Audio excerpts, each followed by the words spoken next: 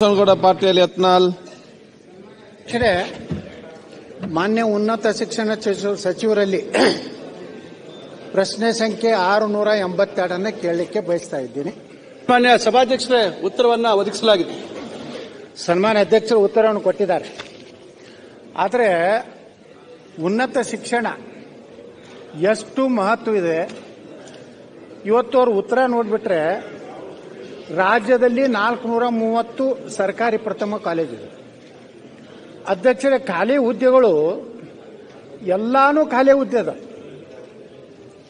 ನೇಮಕಾತಿ ಮಾಡಿದ್ರು ಯಾವಾಗ 2022 ಡಿಸೆಂಬರ್ಗೆ ಅರ್ಜಿ ಕರೆದ್ರು 310 ಹುದ್ದೆಗಳಿಗೆ.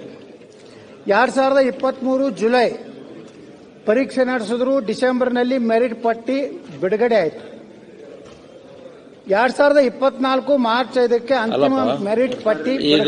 ನೀವು ಮೊನ್ನೆ ಅಲ್ಲಿಂದ ಅಧ್ಯಕ್ಷರೇ ಅಂತ ದುರಂತ ಅಂದ್ರೆ ಈ ಮೆರಿಟ್ ಪಟ್ಟಿಯಲ್ಲಿರೋರು ಸಹ ಹಲವಾರು ಮಂದಿ ರಿಟೈರ್ಡ್ ಆದರು, ಅವ್ರಿಗೆ ಅಪಾಯಿಂಟ್ಮೆಂಟ್ ಸಿಗಲಿಲ್ಲ.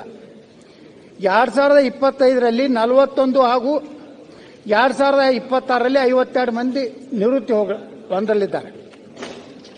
ಈಗ ನಡೀತಿರುವಂತಹ ಕಾಲೇಜುಗಳು ಅತಿಥಿ ಉಪನ್ಯಾಸಕರನ್ನು ಮತ್ತು ಏನು ಮೊದಲೇ ಕಡಿಮೆ ಸಂಖ್ಯೆಯಲ್ಲಿ ಪ್ರಾಧ್ಯಾಪಕರು, ಖಾಯಂ ಪ್ರಾಧ್ಯಾಪಕರಿದ್ದಾರೆ, ಅವ್ರನ್ನ ಸಹಿತ ಡೆಪ್ಯುಟೇಷನ್ ಸರ್ಕಾರ ವಿಶೇಷ ಅಧಿಕಾರಿಗಳಾಗಿ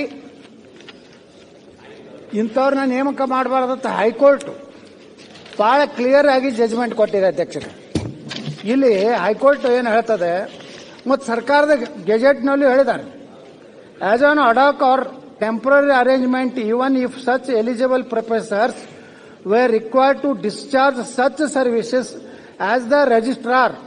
In any case, utilization of their services and experience in the classrooms and research work would be at any time more appropriate than their work as registrar. ಯಾರು ಪ್ರಾಧ್ಯಾಪಕರು ತಮ್ಮ ಕೆಲಸ ಮಾಡಬೇಕಾಗಿದೆ ಅದನ್ನು ಮಾಡ್ತಾ ಇಲ್ಲ. ಮಾನ್ಯ ಸಚಿವರು ಇಲ್ಲಿ ಉತ್ತರ ಕೊಟ್ಟಿದ್ದಾರೆ. ಸನ್ಮಾನ್ಯ ಅಧ್ಯಕ್ಷರೇ, ಒಟ್ಟು ಒಬ್ಬರನ್ನ ಮಾತ್ರ ನಾವು ಏನೋ ಇದನ್ನು ತಗೊಂಡಿದ್ದೀವಿ ಅಂತೇಳಿ. ಆದರೆ ನನ್ನ ಮೇಲಿರುವಂಥ ಮಾಹಿತಿ ಪ್ರಕಾರ ಸುಮಾರು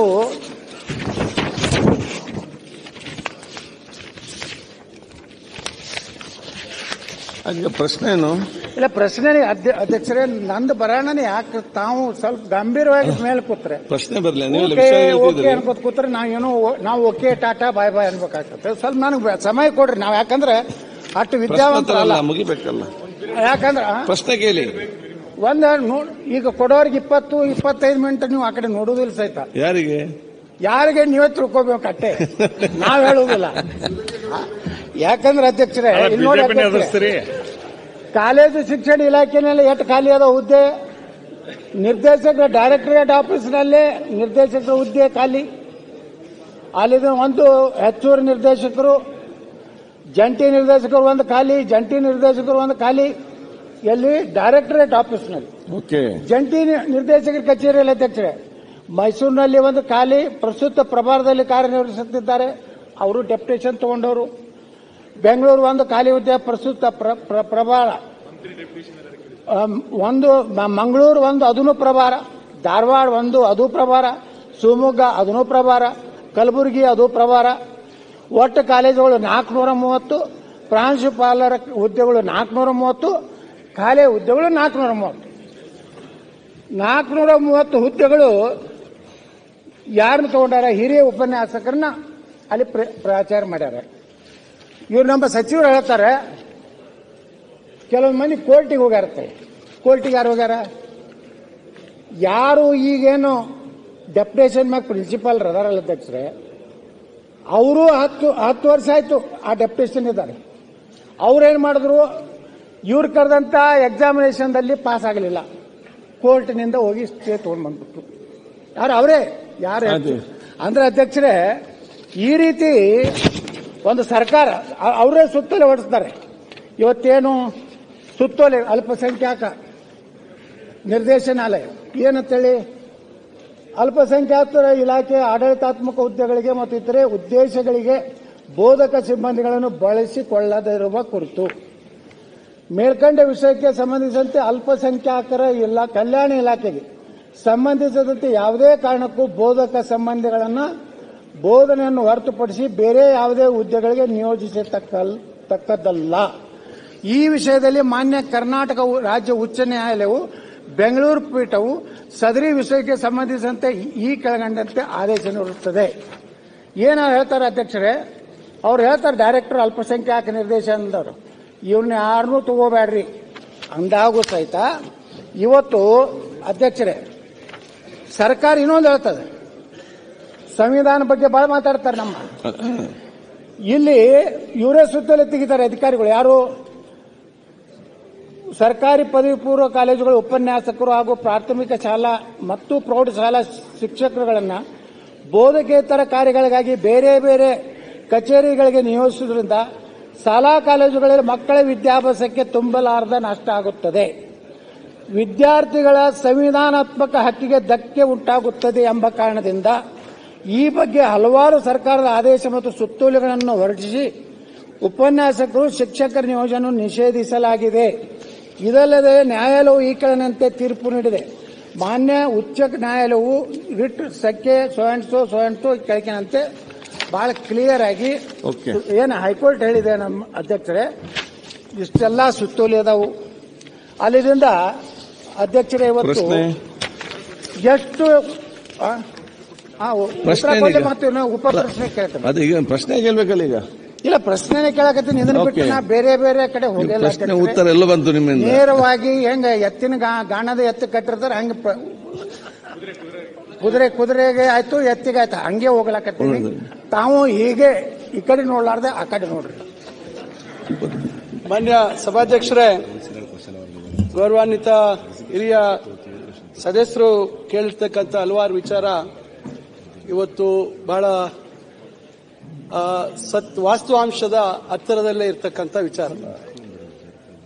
ಪ್ರಾಂಶುಪಾಲರ ನೇಮಕಾತಿ ವಿಚಾರ ಸುಮಾರು 17-18 ವರ್ಷಗಳಿಂದ ನಾನಾ ಕಾರಣಗಳಿಗೆ ನಾನಾ ಸಂದರ್ಭದಲ್ಲಿ ನೇರ ನೇಮಕಾತಿ ಮಾಡಬೇಕಾ ಇಲ್ಲ ಇರ್ತಕ್ಕಂಥವರಿಗೆ ಪದೋನ್ನತಿ ಕೊಡಬೇಕಾ ಅಂತಕ್ಕಂಥ ವಿಚಾರದಲ್ಲಿ ಹಲವಾರು ಸಂದರ್ಭದಲ್ಲಿ ಗೊಂದಲಗಳಾಗಿ ಬಂತು.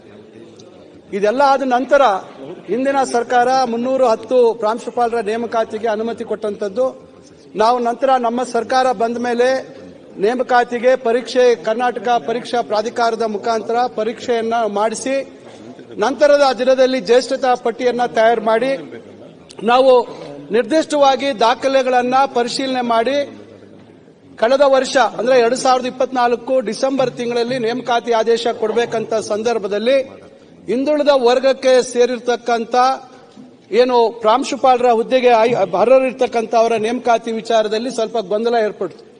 ಕಾರಣ ಏನಂದ್ರೆ 8 ಲಕ್ಷಕ್ಕಿಂತ ಹೆಚ್ಚು ಆದಾಯ ಇರತಕ್ಕಂಥವರು ಕೆನೆ ಪದರಿನ ಒಳಗೆ ಬರ್ತಾರೆ ಅಂತಕ್ಕಂಥ ವಿಚಾರದಲ್ಲಿ ಆ ಸಂದರ್ಭದಲ್ಲಿ ನಾವು ಸರ್ಕಾರದಲ್ಲಿ ಯಾವ ರೀತಿ ಕ್ರಮ ತಗೋಬೇಕು ಅಂತ ಹೇಳಿ ಕಡೆಗೆ ಹಳೆ 2002ರಲ್ಲಿ ಇರ್ತಕ್ಕಂಥ ಆದೇಶಗಳನ್ನ ಆ ಸಂದರ್ಭದಲ್ಲಿ ಸಮಾಜ ಕಲ್ಯಾಣ ಇಲಾಖೆ ವ್ಯಾಪ್ತಿಗೆ ಒಳಪಡ್ತಾ ಇದ್ದಂತ ಹಿಂದುಳಿದ ವರ್ಗದ ಇಲಾಖೆಯಲ್ಲಿ ನಾವು ಆ ಒಂದು ಆದೇಶ ಪ್ರತಿಗಳನ್ನ ಪಡ್ಕೊಂಡು ಅದಕ್ಕೆ ವಿನಾಯಿತಿ ಇರ್ತಕ್ಕಂಥದ್ದನ್ನ ನಾವು ಅದನ್ನ ತಗೊಂಡು ಇದರಲ್ಲಿ ದಾಖಲಾತಿ ಪರಿಶೀಲನೆ ಮಾಡತಕ್ಕಂಥ ಸಿಂಧುತ್ವವನ್ನ ಪಡಿತಕ್ಕಂಥದಕ್ಕೆ ಇಲ್ಲಿ ಕಂದಾಯ ಇಲಾಖೆಗೆ ನಾವು ಒಂದು ಪತ್ರವನ್ನ ಮತ್ತು ಡಿಪಿಆರ್ಗೆ ಬರೆದ್ವಿ. ಈಗ ಅವರಿಗೆ ಕೇವಲ ಜಾತಿ ಪ್ರಮಾಣ ಪತ್ರ ಕೊಡಬೇಕು, ಆದಾಯ ಮಿತಿಯನ್ನ ಇಲ್ಲದೆ ಇರತಕ್ಕಂಥ ರೀತಿಯಲ್ಲಿ ಕೊಡಬೇಕು ಅಂದಾಗ ಈ ಒಂದು ವ್ಯವಹಾರ ಇವತ್ತು ಆ ಇಲಾಖೆಗಳಲ್ಲಿ ನಮಗೆ ನಿರ್ದಿಷ್ಟವಾಗಿ ಅವರು ಯಾವುದೇ ರೀತಿ ಅವರು ಅದಕ್ಕೆ ಮಾಹಿತಿಯನ್ನ ಕೊಡದೇ ಇರತಕ್ಕಂಥದ್ದು. ಈಗ ಮತ್ತೆ ಅದನ್ನ ಹಿಂದುಳಿದ ವರ್ಗದ ಇಲಾಖೆಗೆ ಕಂದಾಯ ಇಲಾಖೆಯಿಂದ ಹಿಂದುಳಿದ ವರ್ಗದ ಇಲಾಖೆಗೆ ವರ್ಗಾಯಿಸಿದ್ದಾರೆ. ನಾವೇನಿದ್ರು ನಾವು ದಾಖಲಾತಿ ಕೊಡುವಂತದ್ದು ಅವ್ರು ಏನ್ ಸೂಚನೆ ಕೊಡ್ತಾರೆ ಆ ರೀತಿ ಮಾಡ್ತೀವಿ ಅಂತಕ್ಕಂಥದ್ದು. ಅದಕ್ಕೆ ಈಗಾಗಲೇ ನಮ್ಮ ಅಧಿಕಾರಿಗಳು ಹಲವಾರು ಬಾರಿ ಅವರ ಇಲಾಖೆಗಳ ಜೊತೆ ಚರ್ಚೆ ಮಾಡಿದ್ದಾರೆ. ನಾನು ಕೂಡ ಈಗ ಅದನ್ನ ಬೇಗ ಆದಷ್ಟು ತ್ವರಿತವಾಗಿ ಈಗ ಅದನ್ನ ಸಂಬಂಧಪಟ್ಟ ಎಲ್ಲಾ ಇಲಾಖೆಗಳ ಜೊತೆ ಸಭೆಯನ್ನ ಮಾಡಿ ಬೇಗ ಇದಕ್ಕೆ ಈ ಸಮಸ್ಯೆಗೆ ಪರಿಹಾರ ಕಂಡುಕೊಂಡು ಸಿಂಧುತ್ವವನ್ನ ಮಾಡಿ ನಾವು ಆದಷ್ಟು ಶೀಘ್ರದಲ್ಲೇ ನೇಮಕಾತಿ ಮಾಡತಕ್ಕಂತ ಒಂದು ಕೆಲಸ ಮಾಡ್ತೀವಿ ಅಂತಕ್ಕಂಥದ್ದನ್ನ ಹೇಳ್ತಾ ಇದ್ದೀನಿ. ಗೌರವಾನ್ವಿತ ಸದಸ್ಯರು ಹೇಳಿದಾಗೆ ಈಗ ಬೋಧಕರ ಸಂಖ್ಯೆ ಕಮ್ಮಿ ಇದೆ, ಬೇರೆ ಬೇರೆ ಇಲಾಖೆಗೆ ಹೋಗ್ತಾ ಇದ್ದಾರೆ ಅಂತಕ್ಕಂಥದ್ದು ಈಗ ಹಿಂದಿನಿಂದ ಬಂದಿದೆ. ಈಗ ಹಿಂದಿನ ಹಳೆ ಏನೋ ಸಚಿವರಾಗಿದ್ದಂಥವ್ರು ಇಲ್ಲಿದ್ದಾರೆ. ಹಿಂದೆ ಈಗ ಇಲ್ಲಿ ನಮ್ಮಲ್ಲಿ ವಿವಿಧ ಘಟಕಗಳಿದ್ದಾವೆ. ನಮ್ಮ ಹೈಯರ್ ಎಜುಕೇಶನ್ ಕೌನ್ಸಿಲ್ ಇದೆ, UECMS ಇದೆ. ಅಲ್ಲಿ ಕೆಲವರು ನಾವು ಬೋಧಕರನ್ನ ಅಲ್ಲಿ ತರ್ತಕ್ಕಂಥದ್ದಕ್ಕೆ, ಅಲ್ಲಿ ವಿಶೇಷ ಕೆಲಸಗಳನ್ನ ಮಾಡುವಂತದ್ದಕ್ಕೆ ತೆಗೆದುಕೊಂಡಿದ್ದೀವಿ. ಬೇರೆ ಬೇರೆ ಪೋಸ್ಟ್ಗಳು ಖಾಲಿ ಇದಾವೆ ಅಂತ ಹೇಳಿದರೆ ಅದು ಎಲ್ಲ ಕಡೆ ಇವತ್ತು ಖಾಲಿ ಇರತಕ್ಕಂಥದ್ದು ರಾಜ್ಯದಲ್ಲಿ ಇದೆ. ಆದ್ರೆ ಈಗ ಇತ್ತೀಚೆಗೆ ಮಾನ್ಯ ಮುಖ್ಯಮಂತ್ರಿಗಳು ನಮ್ಮ ಆಯವ್ಯಯದಲ್ಲಿ 2,000 ಹುದ್ದೆಗಳನ್ನ ಬೋಧಕರ ನಮ್ಮ ತಾಂತ್ರಿಕ ಮತ್ತು ನಮ್ಮ ಕಾಲೇಜ್ ಶಿಕ್ಷಣ ಇಲಾಖೆಗೆ ತುಂಬತಕ್ಕಂಥದ್ದಕ್ಕೆ ಅವಕಾಶ ಕೊಟ್ಟಿದ್ದಾರೆ. ಈಗ ಅದರಲ್ಲೂ ನಾವು ಮಾಡ್ತಕ್ಕಂಥದ್ದು. ಆದ್ರೆ ಒಂದು ವಿಚಾರ ಏನಾಗಿದೆ, ನಾನು ಬಹಳಷ್ಟು ಜನ ಶಾಸಕರು ಮತ್ತು ನಮ್ಮ ಮಂತ್ರಿ ಸ್ನೇಹಿತರಿಗೆ ಕೆಟ್ಟವನಾಗ್ಬಿಟ್ಟಿದ್ದೀನಿ. ಈಗೇನು ನಮ್ಮ ಹಿಂದಿನ ಸಚಿವರು ಒಂದು ಕೌನ್ಸಿಲಿಂಗ್ ಪದ್ಧತಿಯನ್ನ ತಂದಿದ್ರು, ಅದನ್ನ ನಾವು ಮುಂದುವರಿಸ್ತಾ ಇದೀವಿ. ಟ್ರಾನ್ಸ್ಫರ್ ವಿಚಾರದಲ್ಲಿ ಕೌನ್ಸಿಲಿಂಗ್ ಪದ್ಧತಿಯನ್ನ, ಅದರಲ್ಲಿ ಬಹಳಷ್ಟು ಸಮಸ್ಯೆಗಳನ್ನ ತಂದು ನಮ್ಮ ಮುಂದೆ ಇಡ್ತಾರೆ. ಆರೋಗ್ಯದ ಸಮಸ್ಯೆಗಳನ್ನು ತರ್ತಾರೆ. ಅದಕ್ಕೂ 1% ಅವಕಾಶ ಇತ್ತು. ಅದರಲ್ಲಿ ಆಗದೆ ಇರತಕ್ಕಂಥವ್ರು ಕೂಡ ಬಂದು ಅವರಿಗೆ ಆ ತರ ಸಮಸ್ಯೆ ಇದೆ, ನೀವು ಅವ್ರ ಡೆಪ್ಯುಟೇಷನ್ ಕೊಡಿ, ಮತ್ತೊಂದು ಕೊಡಿ ಅಂತ. ನಾನು ಬಹಳಷ್ಟು ಅದಕ್ಕೆ ನನ್ನ ಅಂದೇ ಆದಂತ ಒಂದು ಸ್ಪಷ್ಟವಾದಂತ ಅವರ ಒಂದು ಇದನ್ನ ನಾನು ಇಲ್ಲ ಆಗ್ಲಿಕ್ಕೆ ಕಷ್ಟ ಇದೆ. ನಮಗೆ ಬಹಳಷ್ಟು ಕಾಲೇಜುಗಳಲ್ಲಿ ಒಂದಿಬ್ರು ಕೂಡ ರೆಗ್ಯುಲರ್ ಸ್ಟಾಫ್ ಫ್ಯಾಕಲ್ಟಿ ಇಲ್ಲ, ಎಲ್ಲರೂ ಅತಿಥಿ ಉಪನ್ಯಾಸಕರ ಆಗ್ತಾರೆ ಅಂತಕ್ಕಂಥದ್ದನ್ನು ನಾನು ಅವ್ರ ಗಮನ ತಂದಿದ್ದೀನಿ. ಕೆಲವರು ಬೇರೆ ಇಲಾಖೆಗೆ ನಮ್ಮನ್ನ ಕೊಡಿ, ಓವಡಿ ಕೊಡಿ, ಮತ್ತೊಂದು ಕೊಡಿ ಅಂತಕ್ಕಂಥ ಒತ್ತಡಗಳು ಬಹಳಷ್ಟು ಇದೆ ಸರ್. ಯಾಕಂದ್ರೆ ನಿಮಗೂ ನಮ್ಮ ಪರಿಸ್ಥಿತಿನ ಅರ್ಥ ಮಾಡ್ಕೋಬೇಕು. ತಾವು ಕೂಡ ಜಾಗದಲ್ಲಿದ್ರೆ ಗೊತ್ತಾಗುತ್ತೆ. ನಾನಂತೂ ಬಹಳ ಕೆಲವರು ನಿನ್ನ ಹತ್ರ ಏನ್ ಬಂದ್ ಕೇಳಿದ್ರು ಇಲ್ಲ ಅಂತ ಹೇಳ್ತೀಯ ಅಂತಕ್ಕಂಥದ್ದಿದೆ. ನಮ್ಮ ಸದಸ್ಯರು ಹೇಳ್ತಾ ಇರ್ತಕ್ಕಂಥದ್ದು ಬಹಳ ಸೂಕ್ಷ್ಮವಾದಂತ ವಿಚಾರ. ಅದರಿಂದ ಇವೆಲ್ಲ ಒತ್ತಡಗಳ ನಡುವೆ ಕೂಡ ನಾವು ಇದಕ್ಕೊಂದು ಶಿಕ್ಷಣಕ್ಕೆ ಹೆಚ್ಚು ಆದ್ಯತೆ ಕೊಡಬೇಕು. ಬೋಧಕರು ಇವತ್ತು UGC ಸ್ಕೇಲ್ ತೆಗೆದುಕೊಳ್ತಾರೆ, ಬೋಧನೆ ಕೆಲಸ ಮಾಡಬೇಕು, ಅದು ಬಿಟ್ಟು ಬೇರೆ ಕೆಲಸ ಮಾಡಬಾರ್ದು ಅಂತಕ್ಕಂಥದ್ದಕ್ಕೆ ನಮ್ಮ ಶಕ್ತಿ ಮೀರಿ ಇವತ್ತು ಅದು ತಡೀತಕ್ಕಂಥ ಕೆಲಸ ಮಾಡಿದೀವಿ. ಅದರಿಂದ ಅವ್ರು ಹೇಳ್ತಾ ಇರ್ತಕ್ಕಂಥ ವಿಚಾರ ಪ್ರಮುಖವಾಗಿರ್ತಕ್ಕಂಥದ್ದು ಪ್ರಾಂಶುಪಾಲರ ನೇಮಕಾತಿ. ಅದನ್ನು ಆದಷ್ಟು ತ್ವರಿತವಾಗಿ ಆ ಸಮಸ್ಯೆಯನ್ನು ಬಗೆಹರಿಸಿ ನಾವು ಮಾಡ್ತಕ್ಕಂಥ ಕೆಲಸವನ್ನ ಮಾಡ್ತೀವಿ. ಗೌರವಾನ್ವಿತ ಅಧ್ಯಕ್ಷ, ಎಲ್ಲ ಪ್ರಶ್ನೆ ಉತ್ತರ ಮಾನ್ಯ ಸಚಿವರು ಹೇಳಿದ್ರು. ನನ್ನ ಈ ಪ್ರಶ್ನೆಗೆ ಎಷ್ಟು ಜನರನ್ನ ಪ್ರಾಂಶುಪಾಲರನ್ನ ಬೇರೆ ಇಲಾಖೆಗೆ ತಗೊಂಡಿರುತ್ತೇಳಿ. ಇವರು ಒಬ್ಬರ ಯಾವುದೋ ಮೈಸೂರದ್ದು ಡಾಕ್ಟರ್ ರವಿ ಕನ್ನಡ ಸಹ ಪ್ರಾಧ್ಯಾಪಕರು ಇವರನ್ನು ಸರ್ಕಾರದ ಇದಕ್ಕೆ ತಗೊಂಡಿವಿ ಅಂತೇಳಿ ಹೇಳಿದ್ದಾರೆ. ಆದ್ರೆ ನಮಗೆ ವಿಜಯ ಕರ್ನಾಟಕ ಪತ್ರಿಕೆಯಲ್ಲಿ ಬಂದಂತ ಪ್ರಕಾರ ಅಧ್ಯಕ್ಷರೇ ಎಷ್ಟು ಮಂದಿ ಡೆಪ್ಯುಟೇಷನ್ ಹೋಗ್ಯಾರಂದ್ರೆ, ಪ್ರಾಂಶುಪಾಲರು ಭಾಗ್ಯಶ್ರೀ ಕುಂಬಾರು, ಸಣ್ಣಬಸಪ್ಪ ಶಿವಮೊಗ್ಗ, ಶಿಲ್ಪಾ ಹಾಸನು, ಪ್ರಶಾಂತ್ ಪೂಜಾರಿ ವಿಜಯಪುರ, ವಿಠೋಬಾ ಒಣಕುಂಡಿ ಬಳ್ಳಾರಿ, ಮಧುಶ್ರೀ ಮಂಡ್ಯ, ಪ್ರಕಾಶ್ BM ಚಾಮರಾಜನಗರ, ಕಾಂತರಾಜು ಚಿತ್ರದುರ್ಗ, ಮುರಳಿ ಸಹಾಯಕ, ಶಿವಕುಮಾರ್. ನೋಡಿ ಅಧ್ಯಕ್ಷ, ಇದು ಅಷ್ಟೇ ಅಲ್ಲ, ಅದ್ರ ಜೊತೆಗೆ ಇನ್ನೊಂದೇನಂದ್ರೆ ಇಂಜಿನಿಯರಿಂಗ್ ಕಾಲೇಜಿನ ಪ್ರಾಧ್ಯಾಪಕರನ್ನ BSc ಮತ್ತು BA ಡಿಗ್ರಿ ಕಾಲೇಜಿಗೆ ಹಾಕೋದು. ಆ ಇಂಜಿನಿಯರಿಂಗ್ ಕಾಲೇಜಕ್ಕೆ ಈ ಬ್ಯಾಚುಲರ್ ಆಫ್ ಆರ್ಟ್ಸ್ಗೆ ಏನ್ ಸಂಬಂಧ? ಅವ್ರಿಗೇನಾದ್ರೂ ಅದ್ರ ಬಗ್ಗೆ ಏನಾದ್ರೂ ಪ್ರಶ್ನೆ ನಾ ಹೇಳ್ತಾ ಇರೋದು ಇದನ್ನ ನೀವು ಒಂದು ಕಡೆ ಹೇಳ್ತೀರಿ ಸರ್ಕಾರ ನಾವು ಮದ್ರಸಾಗಳನ್ನು ಉನ್ನತೀಕರಣ ಮಾಡ್ತೀವಿ, ಉರ್ದು ಶಾಲೆಗಳನ್ನ. ಅರೇ ಮೊದಲು ನಮ್ಮ ಶಿಕ್ಷಣ, ನಮ್ಮ ಡಿಗ್ರಿ ಕಾಲೇಜ್ಗಳನ್ನ, ನಮ್ಮ ಪ್ರಾಥಮಿಕ ಕನ್ನಡ ಶಾಲೆಗಳನ್ನ ನೀವು ಬಿಟ್ಟು ಯಾವ್ದಾವ್ದಕ್ಕೂ ಅನುದಾನ ಕೊಡ್ತಿದ್ರಿ. ನೀವು ಅದನ್ನ ಬಿಟ್ಟು ಮೊದಲ ಆದ್ಯತೆ ನಿಮ್ಗೆ ಯಾವ್ದಿರ್ಬೇಕು? ಪ್ರಾಥಮಿಕ ಕನ್ನಡ ಶಾಲೆಗಳು. ನಿಮ್ಮ ಆದ್ಯತೆ ಯಾವಿರ್ಬೇಕು? ಡಿಗ್ರಿ ಕಾಲೇಜುಗಳು. ಯೂತ್ನ ಬಿಟ್ಟು ಬೇರೆ ಬೇರೆ ಬೇರೆ ನೀವು ಈ ರಾಜ್ಯದಲ್ಲಿ ಏನು ಹಣ ಹಾಕ್ತಾ ಇದ್ರಿ. ಇವತ್ತು ಫೈನಾನ್ಸು, ನಮ್ಮ ಆರ್ಥಿಕ ಇಲಾಖೆದಂತರೂ ಒಂದು ಕಾಮನ್ ಡೈಲಾಗ್ ಇದೆ, ಆರ್ಥಿಕ ಲಭ್ಯತೆಯ ಅನುಗುಣವಾಗಿ ಪರಿಶೀಲಿಸಲಾಗುವುದು. ಮುಗೀತು, ಅವ್ರ ಕೆಲಸನೇ ಮುಗೀತು. ಅವ್ರೇನು ಆರ್ಥಿಕ ಇಲಾಖೆ ನೀವು ಬೇಕಾದ ಫೈಲ್ ಕಳಿಸ್ರಿ, ಆದ್ರೆ ತಮಗೆ ಬೇಕಾಗಿತ್ತ ತಿಳ್ಕೊರಿ. ಅದು ಎಲ್ಲಾ ಕಾನೂನುಗಳನ್ನು ಮೀರಿ ಬೇಕಾದಾಗಲಿ ಮುಖ್ಯಮಂತ್ರಿಗಳ ಸಮೀಪರವರು ಫೈನಾನ್ಸ್ ಸೆಕ್ರೆಟರಿ ಇರ್ತಾರೆ, ಅವರಿಬ್ರು ಏನ್ ರಾತ್ರಿ ಮಾತಾಡ್ತಾರೆ, ಅವಕ್ಕೆಲ್ಲ ಇಲಾಖೆಗೆ ಹೋಗಿ. ಒಂದು ಸಣ್ಣ ಉದಾಹರಣೆ ಹೇಳ್ಬಿಡ್ತೀನಿ. ವರ್ಷಕ್ಕ CRF ಫಂಡ್ ಕರ್ನಾಟಕ ಬರೋದು 500 ಕೋಟಿ. ಆ ಫೈನಾನ್ಸ್ ಇಲಾಖೆದವ್ರು ಕೇಳ್ರಿ, 5,000 ದಿಂದ 6,000 ಕೋಟಿ ರೂಪಾಯಿ ಬಾಕಿ ಅದಕ್ಕೆ ಕೊಡ್ತಾರೆ. ಇಂಥ ಶಿಕ್ಷಣಕ್ಕಾಗಿ ಡಿಗ್ರಿ ಕಾಲೇಜುಗಳಿಗೆ ಅನುದಾನ ಸಿಗ್ತಾ ಇಲ್ಲ, ನೇಮಕಾತಿ ಆಗ್ತಾ ಇಲ್ಲ, ಇದ್ದ ಪ್ರಾಧ್ಯಾಪಕರನ್ನ ಬೇರೆದಕ್ಕೆ ಬಳಸ್ಕೋತಾ ಇದ್ದೀರಿ. ಹಂಗಾದ್ರೆ ಕರ್ನಾಟಕದಲ್ಲಿ ಒಂದು ಕಾಲದಲ್ಲಿ ಒಂದು ಒಳ್ಳೆ ಶಿಕ್ಷಣ ಇರುವಂತ ರಾಜ್ಯ ಅಂತೇನಿತ್ತು, ಅದನ್ನ ನೀವು ಹೋಗಿ ಒಂದು ಮದ್ರಸಾಗಳನ್ನ ಈ ರಾಜ್ಯ ಮಾಡ್ಲಕತ್ತ ನನ್ನ ನೇರವಾದಂತ ಆರೋಪ. ಅಧ್ಯಕ್ಷ ಒಂದೇ ನಿಮಿಷ. ಅಧ್ಯಕ್ಷ ಸಚಿವರೇ ಒಂದ್ ನಿಮಿಷ. ಅಧ್ಯಕ್ಷರೇ ನಾನು ಸಚಿವನಾಗಿದ್ದಾಗ ಕ್ಯಾಬಿನೆಟ್ ಅಲ್ಲಿ ತೀರ್ಮಾನ ಮಾಡಿ 396 ಜನಕ್ಕೆ ಹಣಕಾಸು ಇಲಾಖೆ ಅನುಮತಿ ಪಡೆದು 418 ಪದವಿ ಕಾಲೇಜುಗಳಿದ್ದು ಅಧ್ಯಕ್ಷರೇ. ಕೆಇಎಗೆ ಮೆರಿಟ್ ಮೇಲೆ ಮಾಡಲಿಕ್ಕೆ ಅಂತೇಳಿ ಲೀಗಲ್ ಅಕೌಂಟ್ ಅಂತ ಕಳಿಸಿದ್ದು. ಅದಾದ್ಮೇಲೆ ಯಶವಂತ ನಾರಾಯಣ ಕೂಡ ಮಂತ್ರಿ ಆಗಿದ್ರು. ಈಗಲಾದ್ರೂ ಕೂಡ ಅಷ್ಟು ವರ್ಷಗಳಿಂದ ಏನು ಬಹಳ ಕಾಲದಿಂದ ಕೂಡ ಪ್ರಿನ್ಸಿಪಾಲ್ಗಳೇ ಇಲ್ಲದೆ ಲೆಕ್ಚರರ್ಗಳ ಕೈಲಿ ಇನ್ಚಾರ್ಜ್ ಪ್ರಿನ್ಸಿಪಾಲ್ ಮಾಡಿ ನಡ್ಸ್ಕೊಂಡ್ ಬಂದಿದ್ದಾರೆ ಕಾಲೇಜ್ಗಳನ್ನ, ಪದವಿ ಕಾಲೇಜ್ಗಳನ್ನ. ದಯಮಾಡಿ ನೆಕ್ಸ್ಟ್ ದಿವಸದಲ್ಲಿ ಇದನ್ನ ಮಾಡ್ತೀರಿ ಅಂತಕ್ಕಂಥ ಒಂದು ಅಶ್ಯೂರೆನ್ಸ್ ಅನ್ನ ಮಂತ್ರಿಗಳು ಕೊಡಬೇಕು ಅಂತ ಹೇಳಿ ದಯಮಾಡಿ ತಮ್ಮ ಮೂಲಕ ಮನವಿ ಮಾಡ್ತೇನೆ ಅಧ್ಯಕ್ಷರೇ. ನಿರ್ದಿಷ್ಟವಾಗಿ ಹೇಳಿ ಮಾನ್ಯ ಅಧ್ಯಕ್ಷರೇ, ಈಗ ಗೌರವಾನ್ವಿತ ಯತ್ನಾಳ್ ಸಾಹೇಬ್ರು ಪ್ರಶ್ನೆ ಒಂದು ಬಹಳ ಬಹು ಮುಖ್ಯವಾಗಿರ್ತಕ್ಕಂಥದ್ದು. ಆದ್ರೆ ಬೇರೆ ಬೇರೆದು ಅವರು ಮನಸ್ಸಲ್ಲಿ ಇರುವಂತದ್ದು ಹೇಳ್ಬೇಕು ಅಂತ ಹೇಳಿದರೆ ಬಹುಶಃ ಅವ್ರು ಬೇರೆ ಸಂದರ್ಭದಲ್ಲಿ ಅದ್ರ ಬಗ್ಗೆ ಮಾತಾಡಬೇಕು. ಇದಕ್ಕೆ ಸಂಬಂಧಪಟ್ಟಂತೆ ಅವ್ರು ಹೇಳ್ತಾ ಇರ್ತಕ್ಕಂಥದ್ದು ಈ ಡೆಪ್ಯುಟೇಷನ್ ವಿಚಾರದಲ್ಲಿ ಹಿಂದೆ ಕೂಡ ಸರ್ಕಾರದಲ್ಲಿ ಮಾಡಿದ್ರು. ನಾವು ಮೊನ್ನೆ ಸುಮಾರು ಜನರನ್ನ ನಾವೆಲ್ಲ ಕ್ಯಾನ್ಸಲ್ ಮಾಡಿದ್ವಿ. ಸಚಿವರೇ, ಡೆಪ್ಯುಟೇಷನ್ ತಪ್ಪಬೇಕು ಅಂದ್ರೆ ಅಪಾಯಿಂಟ್ ಮಾಡಬೇಕು, ಮಾಡಿ ಉತ್ತರ ಕೊಡ್ಲಿ, ಉತ್ತರ ಬರಲಿ. ಈಗ 1242 ಜನ ಸಹಾಯಕ ಪ್ರಾಧ್ಯಾಪಕರದು ನೇಮಕಾತಿ ಪ್ರಕ್ರಿಯೆ ಎಲ್ಲ ತಮಗೂ ಗೊತ್ತಿದೆ. 2021ರಲ್ಲಿ ನೋಟಿಫಿಕೇಶನ್ ಆಗಿರ್ತಕ್ಕಂಥದ್ದು. ನಾವು ಕಳೆದ ವರ್ಷ ಒಂದೇ ದಿವಸ ಕೌನ್ಸಿಲಿಂಗ್ ಮಾಡಿ ಅದೇ ರಾತ್ರಿ ನೇಮಕಾತಿ ಆದೇಶವನ್ನು ಕೊಟ್ಟಿದ್ದೀರಿ. ಇಡೀ ಉನ್ನತ ಶಿಕ್ಷಣ ಇಲಾಖೆ ಚರಿತ್ರೆಯಲ್ಲಿ ಯಾರೂ ಮಾಡಿಲ್ಲ. ಒಂದೇ ದಿವಸ ಆನ್ಲೈನ್ ಕೌನ್ಸಿಲಿಂಗ್ ಮಾಡಿ ಅಪಾಯಿಂಟ್ಮೆಂಟ್ ಕೊಡ್ತಕ್ಕಂಥ ಕೆಲಸ ಮಾಡಿದ್ದೀವಿ. ಅದಕ್ಕೆ ಗೊಂದಲಕ್ಕೆ ಕಾರಣ ಯಾರು? ಹಿಂದಿನ ಸರ್ಕಾರದಲ್ಲಿ ಹೈದರಾಬಾದ್ ಕರ್ನಾಟಕಕ್ಕೆ ಸಂಬಂಧಪಟ್ಟಂತ ವಿಚಾರದಲ್ಲಿ ಅವರು ಹೊರಡಿಸಿದಂತಹ notification final draft merit list ಆದ ಮೇಲೆ ಹೊಡೆದಂತ ವಿಚಾರದಲ್ಲಿ ಇವತ್ತು ಎಲ್ಲಿ ಕೆಎಟಿ ಇರ್ಬೋದು, ಹೈಕೋರ್ಟ್ ಇರ್ಬೋದು, ಇವೆಲ್ಲ ಸಮಸ್ಯೆ ಉದ್ಭವ ಆಯಿತು. ಇವೆಲ್ಲದರ ನಡುವೆ ನಾವು ಬಹಳ ಪ್ರಾಮಾಣಿಕವಾಗಿ ಅದನ್ನೆಲ್ಲ ಪರಿಹರಿಸಿ ನಾವು ಇನ್ನು ಹೈದರಾಬಾದ್ ಕರ್ನಾಟಕದ ನೇಮಕಾತಿ ಆಗದೆ ಇರತಕ್ಕಂಥ ಸಹಾಯಕ ಪ್ರಾಧ್ಯಾಪಕರದ್ದು ಇನ್ನ ಕೋರ್ಟಲ್ಲಿ ಪೆಂಡಿಂಗ್ ಇದೆ. ಅದನ್ನು ಹೊರತುಪಡಿಸಿ ಉಳಿದಂತವರಿಗೆ ನೇಮಕಾತಿ ಮಾಡುವಂತ ಕೆಲಸ ಮಾಡಿದೀವಿ. ಏನೇನು ಗೊಂದಲಗಳು ಸೃಷ್ಟಿಯಾಗಿತ್ತು ಹಿಂದೆ ಅವನ್ನೆಲ್ಲ ನಿವಾರಿಸಿಕೊಂಡು ಇವತ್ತು ನಾವು ಒಂದು ಹಂತಕ್ಕೆ ತಂದಿದ್ದೀವಿ. ಸನ್ಮಾನ್ಯ ಜಿ ಟಿ ದೇವೇಗೌಡರು ಹಿರಿಯರು ಹೇಳಿದ್ದಾರೆ, ನಾವೀಗ ಇದೊಂದೇ ನಮಗೆ ಸಮಸ್ಯೆ ಇರ್ತಕ್ಕಂಥದ್ದು ಕೆನೆ ಪದರದ್ದು. ಆ ಕೆನೆ ಪದರದನ್ನ ನಾವು ಆದಷ್ಟು ತ್ವರಿತವಾಗಿ ಮಾಡ್ತೀವಿ. ಇನ್ನೆಲ್ಲ ರೆಡಿ ಇದೆ ನಮ್ಮ ಹತ್ರ, ಪ್ರತಿಯೊಂದು ನಮ್ಮ ಹತ್ರ ಇದೆ. ಅದು ಆಗುತ್ತೆ ಕೂಡಲೇ ಅವ್ರ ಹತ್ರ ಸಿಂಧುತ್ವ ತಗೊಂಡು ನಾವು ನೇಮಕಾತಿಯನ್ನ ಮಾಡ್ತಕ್ಕಂಥದ್ದಕ್ಕೆ ನಾವು ಬದ್ಧವಾಗಿದ್ದೀವಿ.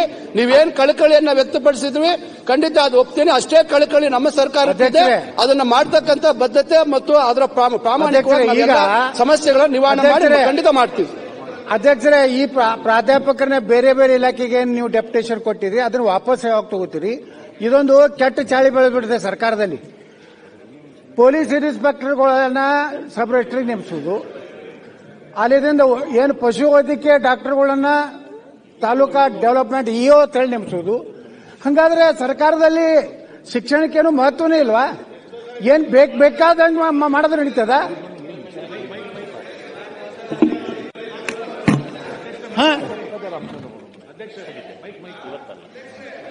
ಯಾವ್ಯಾವ ಇಲಾಖೆಗಳಿಗೆ ಅಂತ ನಾವು ಬೇರೆ ಇಲಾಖೆಗಳಿಗೆ, ನಿಮ್ಮ ಇಲಾಖೆ ಬೇರೆಯಲ್ಲಿ ಹೋಗಿದ್ದೆ ಯಾವ್ದು ಇನ್ನೂ ತರ್ತೀರಿ? ಇಲ್ಲ, ಈಗ ಅದನ್ನೇ ನಾನು ಹೇಳ್ತಾ ಇದ್ದೀನಿ. ನಾವು ನೋಡಿ, ಈಗ ಹಿಂದೇನು ಕೊಟ್ಟಿರ್ತಕ್ಕಂಥದ್ದು ಇದೆ, ಇಲ್ಲ ಅಂತ ನಾನು ಹೇಳ್ತಾ ಇಲ್ಲ. ಆದ್ರೆ ನಾವು ಬಹಳಷ್ಟು ಅದಕ್ಕೆ ನಾನು ಒತ್ತಡ ಬಂದರೂ ಕೂಡ ಅದಕ್ಕೆ ನಾನು ಒಪ್ತಾ ಇಲ್ಲ. ನಾನು ಬಹಳಷ್ಟು ಅದಕ್ಕೆ ನಾನು ವಿರೋಧ ಮಾಡ್ತಾ ಇದ್ದೀನಿ.